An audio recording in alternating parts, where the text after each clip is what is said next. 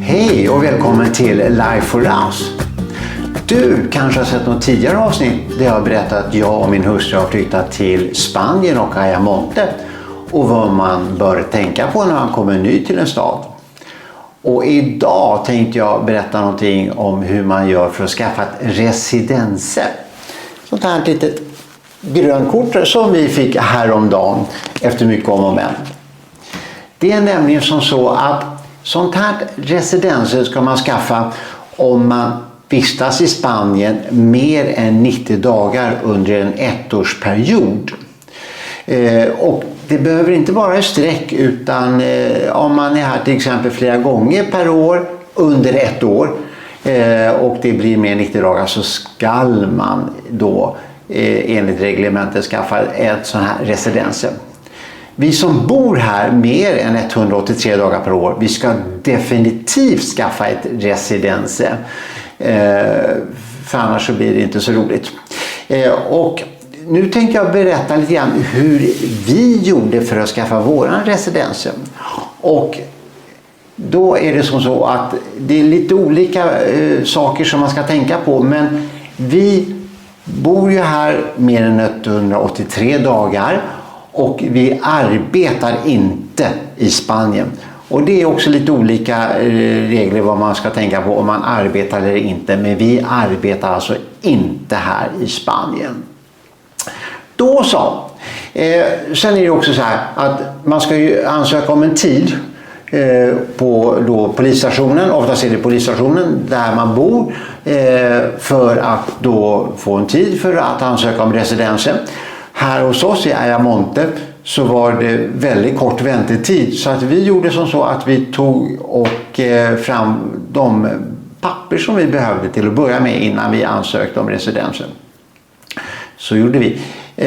Hur som helst, vad du behöver för papper det är en hel bunt och vi ska börja med ett som heter EX18. Och det behöver du 2 exemplar utav detta EX18. Vi gjorde som så att vi tog 2 exemplar utav alltihopa för säkerhets skull. Jaha, nu funderar du, vad är EX18 för någonting? Och det ska jag komma till alldeles strax. Jag ska gå igenom vilka papper du behöver först. Sen ska vi titta på hur man får tag på det här EX18 och hur man fyller i detta. Sen vill de också veta att du har då pengar så att du har råd att försörja dig. Och vi gjorde på det viset att vi tog då 3 månaders bankutdrag och så bara fyllde vi här då de insättningar som gjordes på vårt konto så att de smidigt och lätt kunde se att här får de in pengar här varje månad och det var inte mycket pengar men de tyckte att det bör vi gå runt på helt enkelt. Sedan så behöver du också då bevis på att du har en sjukförsäkring. Och jag pratade i en tidigare video om att jag som då lyfter pension ifrån Sverige har då en S1-blankett som intygar att Försäkringskassan i Sverige står för de kostnader om jag blir sjuk eller gör illa skada mig här i Spanien. Nu har dock Försäkringskassan i Sverige väldigt mycket att göra så att de har under de här dryga 5 månaderna sedan vi ansökte om S1-pappret inte hunnit med att ge oss något S1-papper. Så att vi var då tvungna att teckna en privat sjukförsäkring. Min hustru, hon lyfter ju inte pension från Sverige. Så hon hade hur som helst behövt då den här privata pensionsförsäkringen. Men det hade inte jag behövt om jag hade haft det här S1-pappret. Men som sagt, jag har inte fått det ännu. Så jag var då tvungen att då även jag teckna en privat sjukförsäkring. En privat sjukförsäkring. Och då tecknar man dem tyvärr då på 1 år. Så att det blev ju lite pengar där som man fick ligga ute med, tyvärr. Sen så tog vi även då kopior på det här europeiska hälsokortet. Och där ville de ha då att det räckte för 1 år. Jag är inte riktigt säker att vi behövde ha med det i och med att vi har då privat sjukförsäkring. Men vi tog kopior på det hur som helst i alla fall.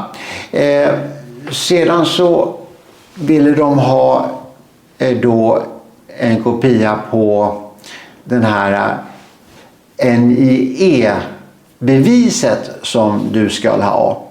Så att det tog vi kopia på, och på baksidan av NIE-beviset så finns ju en bild på kopia på ditt pass. Det vill de också ha, så att det tog vi bägge sidorna av det här NIE-beviset och kopierade, och även då baksidan på passet som de vill ha kopia på. Sen ville de även ha en kopia på ett köpekontrakt. Hyr man en bostad så vill de ha kopia på hyreskontraktet. Sedan så vill de ha någonting som heter en blankett som heter TAS 790 012. Vad är det för någonting? Det kommer vi också komma till alldeles strax. Ska jag visa hur man fyller i detta TAS 790 012. Sedan så ville de också ha ett bevis på att du är skriven här i stan. Padron. Och det går ut i kommunhuset där du var och skrev in dig att du hade flyttat hit till stan, och där bara går du in och ber att få ett bevis. Du säger att du ska söka residenter och vill att du ska få en kopia på det här beviset. Det heter empadronamento och någonting sådant, och då vet de precis vad det är för någonting som du ska ha, så då fixar de det till dig.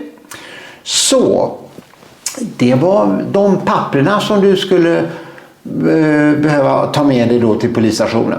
Nu så ska vi titta på de här papperna som jag pratade om, och vi börjar med EX18. Och så fyller vi i här EX18. Då kommer det upp någonting där, och då ska vi se vad det är. Här ser du. Det finns även att få den här på engelska om man vill ha detta. Som förklarar lite grann då vad de här spanska orden betyder. Men det är inga större konstigheter med det här. Utan du bara fyller i det här första, det som då är inringat med en 1.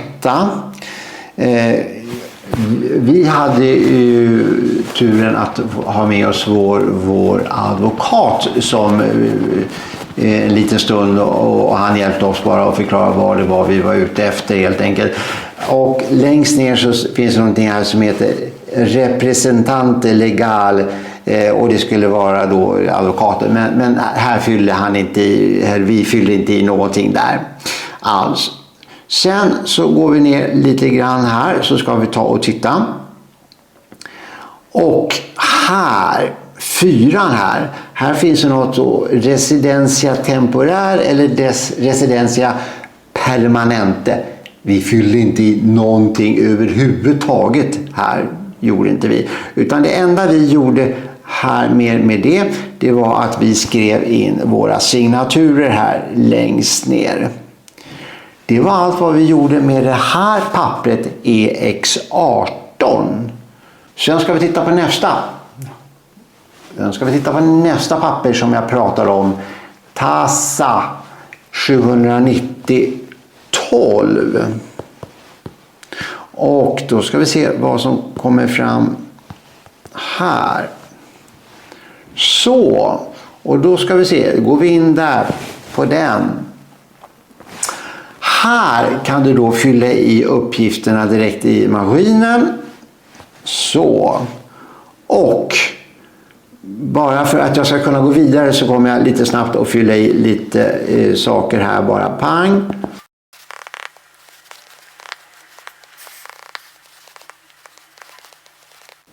Så, och när detta är gjort så kommer du att komma ner här till något som heter källlikvidation. Och tar det på spanska där. så har du auto liquid badiation. Ja, hur som helst. Och här ska du fylla i principal, ska du fylla i här. Sen så kommer någonting som heter num justificante. Och det kommer du se hur den kommer att fylla i sig automatiskt om en liten stund.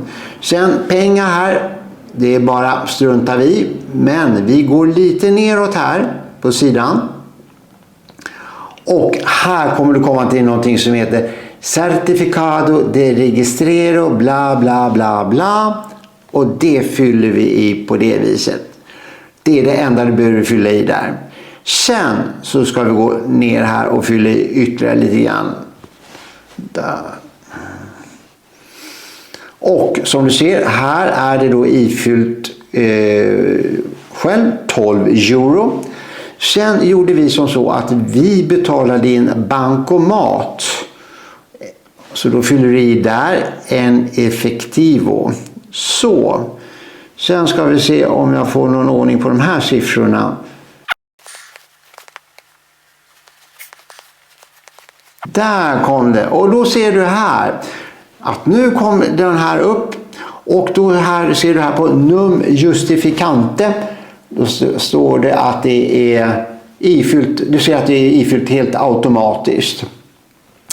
Jo, det var en sak jag glömde säga. Och det är ju då att när du betalar det här i en bankomat så får du ett kvitto. Och det här kvittot ska ju då tas med till polisstationen. Så att de ser att du har betalat. Att det är färdigt betalt och så.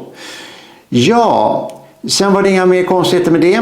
Utan då är det bara att du tar och vi gjorde så att vi bara tog och skickade det här till mejlade det till oss och så skrev vi ut det helt enkelt. Och det är ju per person. Så att det är två, det förstår du själv att det är två personer, två olika naturligtvis. Det begriper du själv. Så, nu ska vi göra som så att nu ska vi ta och titta hur man gör för att beställa tid på polisstationen. På polisstationen, där har de en QR-kod som jag fotograferade. Och den kan ju du ta och göra en skärmdump här på om du vill. Så behöver du inte gå till polisstationen för att komma in på sidan som du ska beställa tid på. Och då ska vi se. Ska vi ta och gå in på den här QR-koden bara. Jaha, och då har vi kommit in här med QR-koden och då kommer denna sida upp. Och då ska vi se vad du gör här. Ja, du kanske vill läsa igenom lite mer noggrant. Men du går bara här på accedar al procedimento. Pang, så. Och så ska vi se. Där. Sen nästa sida. Och här står det Selecciona provin. Och provinsen som då vi bor i, det är U11. Där går vi in på den. Och då kom det upp och sen går vi på acceptar.